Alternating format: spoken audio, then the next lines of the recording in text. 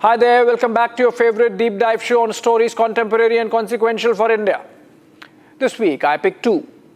The Rashtriya Swayamsevak Sangh, or the RSS, completed a centenary of its existence on October 2, as Dussehra happens to be their foundation day.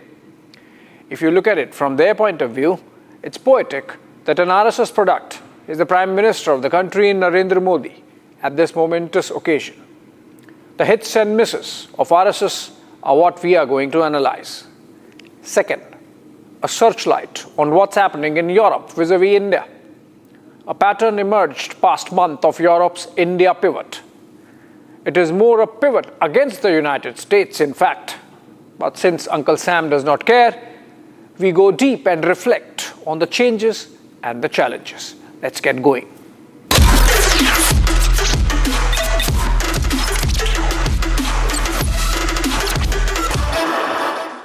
Hindu समाज का बल संपन्न होना, शील संपन्न होना, संगठित होना इस देश के एकता, एकात्मता, सुरक्षा और विकास की गारंटी है। क्योंकि हिंदू समाज सनातन काल से यहां चलते आया है, वो इस देश का उत्तरदायी समाज है, रिस्पॉन्सिबल सोसाइटी है। This week marked the centenary of RSS, or the Rashtriya Swayamsevak Sangh, on October 2. It was happenstance that the RSS Foundation Day fell on the birth anniversary of Mahatma Gandhi. And in some ways, it's poetic that in its 100th year, an RSS product is the Prime Minister of the country. I had briefly touched the issue of RSS in August when Prime Minister Modi mentioned the organization in his Independence Day speech from the ramparts of the Red Fort for the first time. By all measures, the RSS is a powerful socio-political organization, perhaps the most powerful in the country today. With at least half the Union Cabinet having been groomed at the RSS shakhas and a similar proportion in at least 20 state governments or union territories, that's some achievement for the Sangh, described by Prime Minister as the world's largest NGO. Between the founding in 1925 by Keshav Baliram Hedgewar and the present under the stewardship of Mohan Bhagwat, the RSS has spawned 50 or more affiliate social service organizations and grown to about 85,000 shakhas or branches with millions as active workers. Along with the sister organizations including the BJP, the Sangh Parivar is variously seen as a communal right-wing force of extremist Hindus or the sword arm that is at the vanguard of defending the faith. You make your pick as per your own ideological persuasion. The birth of the RSS as a Hindu voice had happened in a certain backdrop. The Muslim League had been formed in 1907 in the aftermath of the division of Bengal, which was essentially spearheaded by the Muslims of the province. Jinnah had risen through the ranks of the Congress and became the face of the Lucknow Pact in 1916, seen as an act of appeasement by the Hindus. Having returned from South Africa, Mahatma Gandhi, still Mohandas Karamchand Gandhi, was just about finding his feet in the freedom struggle with the Champaran and Kheda Satyagrahas in 1917 and 1918 respectively. A young Hedgewar was a member of the Congress and actively participating in the freedom movement as a follower of Bal Gangadhar Tilak. In 1920, when the British decided to abolish the Ottoman Caliphate in Turkey, the Muslims of India banded to launch what is called the Khilafat movement. It had nothing to do with India's freedom struggle to begin with. It was rooted in the idea of mobilizing the Muslim masses to stop the British from disbanding the Ottoman Caliphate, as they saw the Caliph as their temporal head. Enter Mahatma Gandhi. He thought, many believe foolishly, that this was a good opportunity to co-opt the Muslim masses into the freedom struggle. Till now, while there were hundreds and thousands of Muslims who were participating in the Swarajya Andolan, but not at mass scale, Gandhi launched the non-cooperation movement in support of Khilafat. Like many who thought that this was injecting of religion in politics and should have been avoided, Hedgewar too was disappointed. His ideological mentor, Tilak, believed that Muslims should be drawn into the freedom struggle for India on the issue of India's independence and Swaraj, not that of a foreign power. Definitely not on the basis of religion. Tilak believed that Congress backing of the Khilafat movement would only breed extraterritorial religious fanaticism among the Muslims. Young Keshav thought, what's in it for India? It's not as if religion was abolished by the British Caliphate. It was the political power of the Ottoman Turks which was at stake. Why should it have inflamed the Muslim passions in the first place? And remember, Kemal Ataturk, when he came to power, abolished the Caliphate anyway. RSS records suggest that despite being not very high in the hierarchy of the Congress, Hedgewar did manage a meeting with Mahatma Gandhi and confronted him on his Muslim appeasement. When he asked why the Mahatma harped only on Hindu-Muslim unity when there were other minorities like the Christians, the Parsis and the Jews, etc. in the country, Gandhi is said to have told him that this will secure the friendly attitude of Muslims towards our country. They can then be persuaded to side wholeheartedly with us in the nationalist struggle, unquote. Hedgewar was not convinced, yet he jumped headlong. He was arrested on charges of sedition for a speech he made in Nagpur. He pleaded his own case, prompting the judge to mention that his defense was even more seditious than his original speech. He was slapped a year of rigorous imprisonment with the option of seeking pardon, which he refused, spending the year in Nagpur Central Jail instead. On coming out, one felicitation, at least one, had Motilal Nehru presiding over the event. While Hedgewar was serving his prison sentence, Mopla revolt broke out in Kerala in 1921. It began as a rebellion by the Muslim peasantry against oppressive British taxation, but turned against the landlords who were predominantly Hindu. The Mopla violence peaked into an anti-Hindu pogrom, and by the time it was over, it left hundreds of Hindu temples desecrated, defiled and destroyed. Thousands of Hindus massacred, many more converted at the sword. Their women raped or converted. It was the worst that Hindu community had faced at the hands of an aggressive Muslim mobilization since the Bengal partition. It left deep scars in the Hindu psyche, not just in Kerala, but across the country. And just as Hedgewar came out of jail in 1922, he was disappointed yet again with Mahatma Gandhi withdrawing the non-cooperation movement because of the Chauri Chaura incident. He in fact felt cheated. Tilak had passed away by then. Hedgewar must have felt ideologically orphaned in Congress. Next year, 1923, saw the coming out of a book called Hindutva by Vinayak Damodar Savarkar. It was a pamphlet scribbled inside the Yeravada jail in Pune, where Savarkar had been incarcerated for a life term after a decade in the infamous Andaman cellular jail.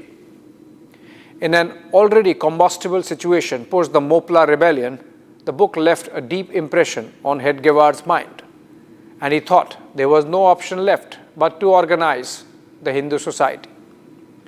A platform was needed to provide a moat, a protective shield against an increasingly aggressive and assertive Muslim community. Thus was born the RSS in 1925.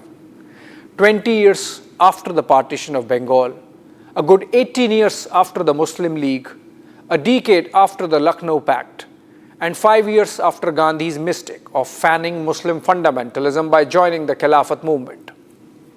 Since then, over a century, the RSS has become the sole voice of the Hindu right. Its exposition of India, that is Bharat, as a Hindu Rashtra is not just a fringe project anymore. It is a living expression of a great mass of citizens who believe and assert the civilizational roots of this land in Hinduism. Mohan Bhagwat helms the Sangh as its Sarsang Chalak in the present. He was the youngest to become its chief when he was just 59, considered young for the business of politics and power. Like Prime Minister Modi, Bhagwat is the first post-partition, post-independence born leader of the RSS. And that has reflected in the manner he has steered the ship, moderating the extremities, fine-tuning the philosophical moorings, softening the edges.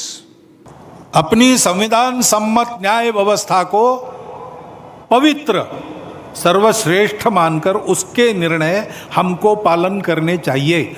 उनके निर्णयों पर प्रश्न चिन्ह नहीं लगाना चाहिए। ज्ञानवापी के बारे में हमारी कुछ श्रद्धाएं हैं, परंपरा से चलती आई, हम कर रहे, ठीक है, परंतु हर मस्जिद में शिवलिंग क्यों देखना? समाज, देश, संस्कृति और राष्ट्र के नाते हम एक ही है, हम अलग नहीं है, हम विविध भी नहीं है। सबकी अपनी अपनी विशिष्टताएं हैं, उनकी श्रद्धाएं हैं, महापुरुष है, पूजा के स्थान है। मन वचन कर्म से आपस में इनकी अवमानना नहीं होनी चाहिए, इसकी चिंता सबने करनी चाहिए। ये जो जाति और वर्ण नाम की चीज है वो कभी व्यवस्था थी, आज वो व्यवस्था है नहीं, वो अव्यवस्था बन गई है। और जाति और वर्ण व्यवस्था के नाम पर जाति और वर्णों के अभिमान अपना खेल खेल रहे हैं। वास्तव में एक काल सुसंगत नई व्यवस्था, नया रूप लेकर कोई आनी चाहिए जो शोषण मुक्त और समता युक्त रहे। What distinguishes Bhagwat from his predecessors is his modernist views and reformist outlook, which have sought to adapt the traditionally conservative Hindu rite to contemporary realities. The most visible and rather literal example of which is his decision to reform the uniform, or Ganvesh as it is called within the Sangh, moving from the shorts to pants. The nikkar had been turned into a pejorative by the left liberal dominated media since independence. Just one example of how he not only sidesteps but takes the orthodoxy of the RSS head on. He has consistently advocated for discarding the caste system, declaring that the Varn and the caste system itself, while perhaps functional in ancient times, should be entirely abolished today, as they perpetuate discrimination. Bhagwat's modernist credentials shined in his 2023 comments on the LGBTQ community in an interview to the organizer, in which he affirmed that the LGBTQ individuals are a natural part of society, their existence biological and historically accepted in Hindu traditions, deserving private space and the right to live without interference. Unless you believe inclusivism is only about Muslim question, this was Bhagwat worldview at its best on the subject and could constitute Barack Obama talking points. Listen to this one on environment from his latest speech.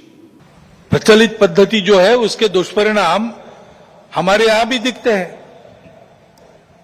अभी हाल में ही जो खबरें पिछले 1-2 साल से चल रही है, प्रत्यक्ष हम देख रहे हिमालय के क्षेत्र में कैसे चल रहा है। वर्षा का अनियमित होना तो सर्वदूर है, प्रकृति के प्रकोप भी बढ़ गए हैं, भूस्खलन होता है, अप्रत्याशित वर्षा होती है, हिम नदियां सूख रही है। ऐसे परिणाम गत 3-4 वर्षों में तीव्र होते चले जा रहे हैं।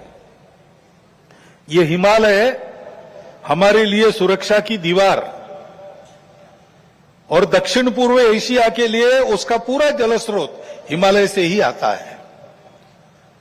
अगर प्रचलित विकास की पद्धति में से इन सारी बातों को और प्रोत्साहन मिलता होने के लिए तो उस नीति का हमको पुनर्विचार करना पड़ेगा, क्योंकि हिमालय की आज की अवस्था एक खतरे की घंटी बजा रही है। Not the first time that he has spoken on climate change. It has formed a strong pillar of Bhagwat's reformist vision, blending Hindu dharma with ecological responsibility. He views the climate crisis as a real threat, exacerbated by materialism, advocating a dharmic lifestyle that nurtures nature rather than exploits it. The swipe at America was real. If everyone on the planet starts living the American way of life, we would need 5 Earths to meet the needs. A pattern emerges through Bhagwat's recent speeches and addresses in which he reimagines Hindu nationalism as egalitarian and futuristic. My own personal favorite is the manner in which, rather courageously, he discarded as irrelevant far-right portions of Golwalkar's bunch of thoughts, signaling a pivot from rigid ideology to adaptive principles. I was present in that session held at Vigyan Bhavan in New Delhi in 2018, and it caused quite a flutter among RSS cadres themselves. It takes a certain iconoclasm to be doing that.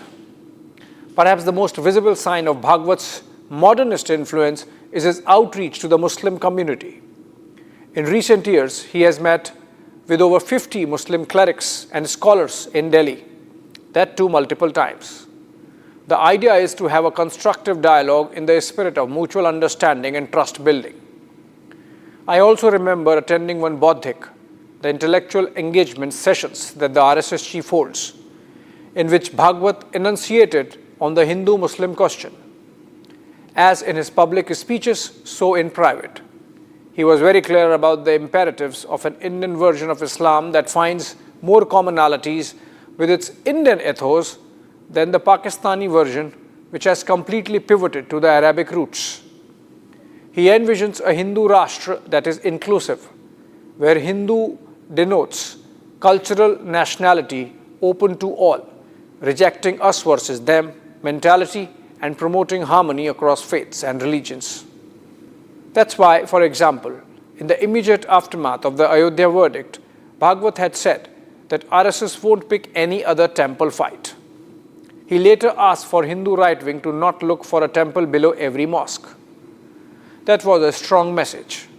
That was also an act of personal courage, for he had to face some resistance from the deep end of the RSS pool, steeped as they are in old world conservatism.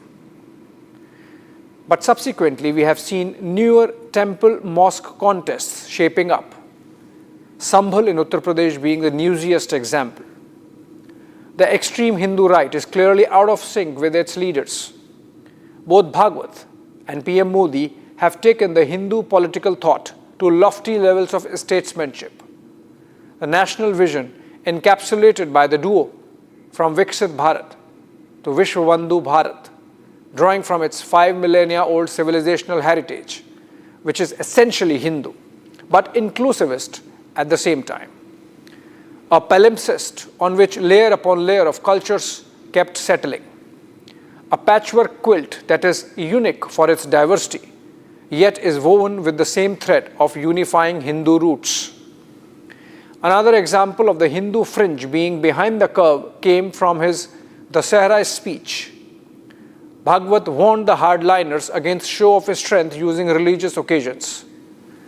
Should this apply to the Kanwar Yatra, for example? There's faith for sure, but there's an overlay now of an organized industry-scale mobilization. The way police forces in states like Haryana, Uttar Pradesh, Rajasthan and Madhya Pradesh are requisitioned to provide an official veneer is not good.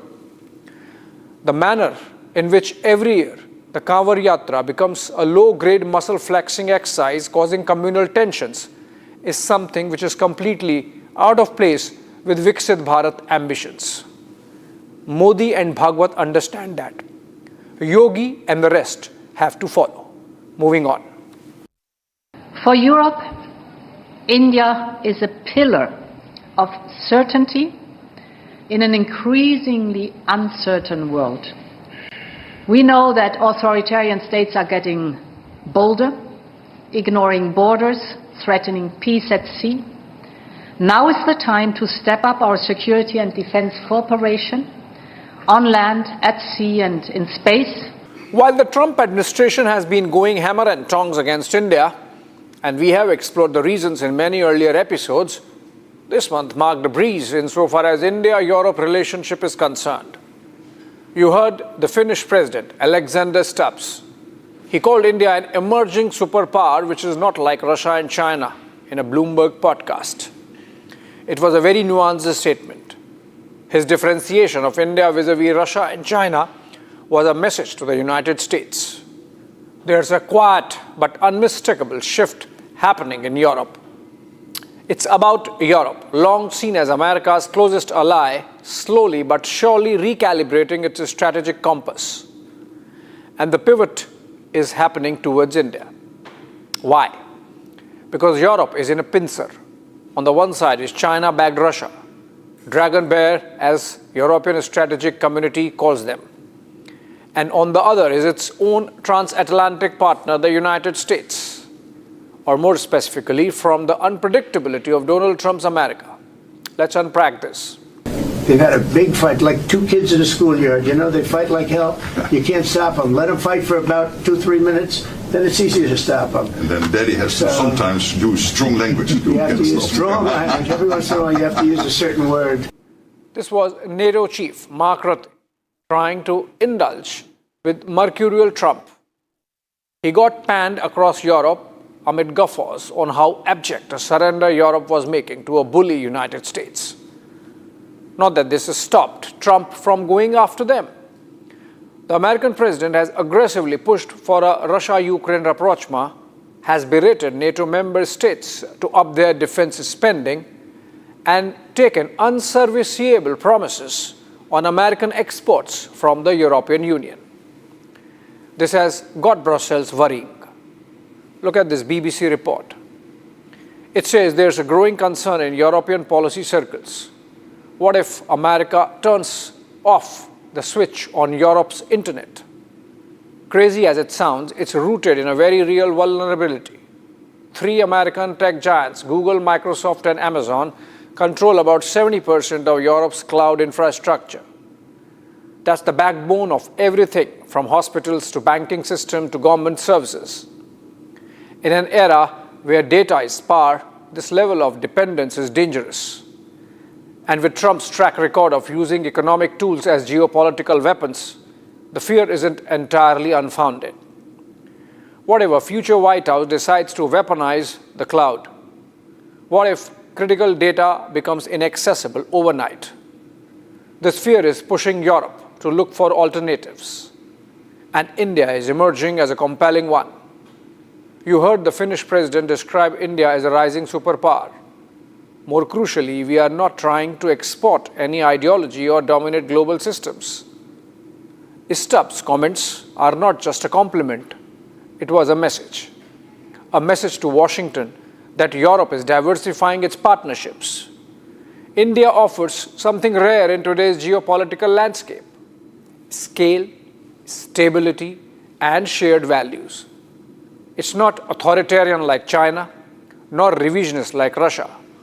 It's a country that believes in rules-based order, even if it does not always play by every Western rule. And Europe is taking notice. In September alone, Prime Minister Narendra Modi held 2 joint calls with top EU leadership, European Commission President Ursula von der Leyen and European Council President Antonio Costa. That's not routine diplomacy. That's a strategic courtship. The result, Brussels came out with a working paper, a strategic vision on EU's relationship with India going forward this month. A new strategic EU-India agenda that aims to deepen cooperation across trade, technology, defense, and climate. The language is telling. Europe wants to double down on partnerships rooted in shared interests and guided by common values. It wants to advance trade, investment, and talent mobility. And it wants to deepen industrial cooperation in defense. Listen to von der Leyen.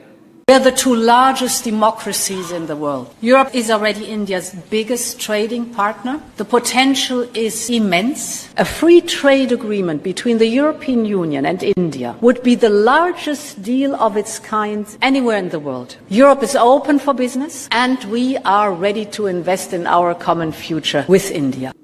The joint communication takes forward the proposed EU-India security and defense partnership, launching negotiations for a security of information agreement to facilitate classified information exchange, which will support closer security and defense cooperation. Closer cooperation on the Indo-Pacific, addressing hybrid threats, space security, and intensifying engagement on Russia's war against Ukraine. These are other areas of focus. This isn't just talk. Europe is already India's biggest trading partner, and both sides are pushing to finalize a free trade agreement by the end of this year. On the defense front, India is buying more Rafale jets from France, more Safran engines, and even building submarines in collaboration with Germany. It's a two-way street. European companies like ASML, the Dutch semiconductor giant, are also eyeing India as a key partner. ASML CEO recently spent 2 hours in a one-on-one meeting with Prime Minister Modi, while complaining that it was nearly impossible to go get time with EU leaders. That contrast speaks volumes. Perhaps the most striking signal of Europe's pivot away from DC came from Germany, again this month. According to a Politico report, Berlin's new Euro 83 billion defense procurement plan allocates just 8% to American companies. The rest almost entirely to European manufacturers. This is a big deal. That's a blow for Donald Trump, who has been putting pressure on European countries to continue buying US arms despite the geopolitical turmoil emanating from the White House. Germany has historically been one of the biggest buyers of US arms. Between 2020 and 2024, for example, it signed off on over $17 billion in American military sales. But now it's shifting gears, investing in homegrown systems like the IRIS-T air defense and ship-launched missiles. Why the change? Partly because of Trump's pressure tactics, and substantially because of a broader desire for European strategic autonomy. And also because Europe is realizing that it needs partners who are reliable, responsive, and not prone to geopolitical tantrums. India fits that bill. India has ambition written all over it. The 2047 objective to become a developed country means there's hunger and there are numbers. Whether it's defense deals, tech partnerships, or climate cooperation, New Delhi is showing a level of agility that European businesses and policymakers are beginning to appreciate. So, is Europe abandoning the United States? Not quite. The transatlantic alliance is still strong, and NATO remains the bedrock of European security. But what we are seeing is a diversification of strategic bets. Europe is hedging. It's preparing for a world where America may not always be the dependable partner it once was. And in that world, India is emerging as a key pillar. This pivot isn't just about Trump. It's about a broader realization that the global order is shifting and that new partnerships are needed to navigate the turbulence ahead. India, with its scale, democracy, and strategic nimble-footedness, is stepping into that role. And Europe, under pressure from an unpredictable America, is finally ready to embrace it. Thanks for watching.